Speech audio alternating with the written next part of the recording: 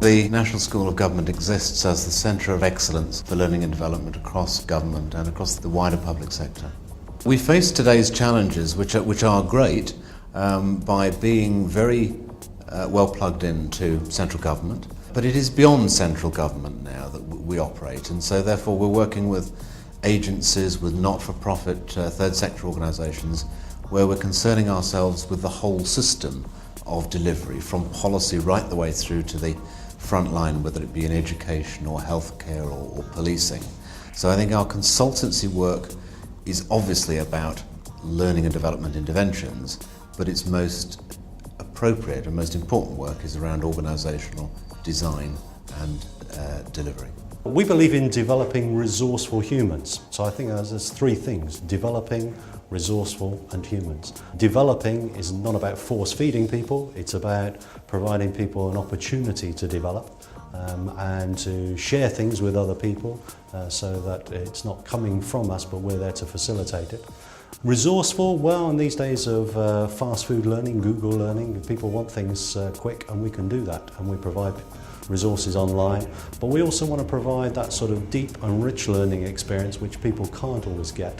And I guess that human dimension, well, that's about how we operate. We're great believers in providing both friendly yet professional service. That's not just a soundbite, that's something part of our philosophy, and that helps create the right sort of atmosphere for people to free themselves up and to learn effectively.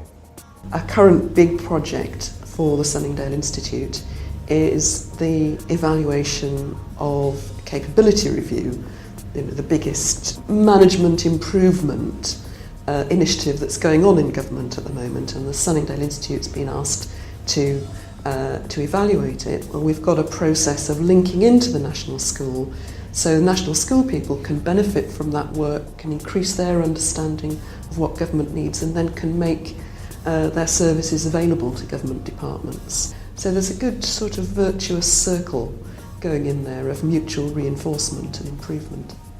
We chose National School over any other provider because I think there's a particular learning culture within Land Registry, and we needed someone to understand that culture very quickly.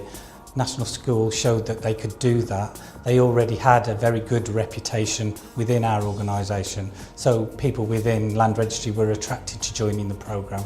The benefits we got from this experience was that the National School, working in partnership with Henley Management College, were able to provide us with a wide range of learning interventions, both from qualifications, and they provided us with personal development advisors which were on hand for our learners all the time.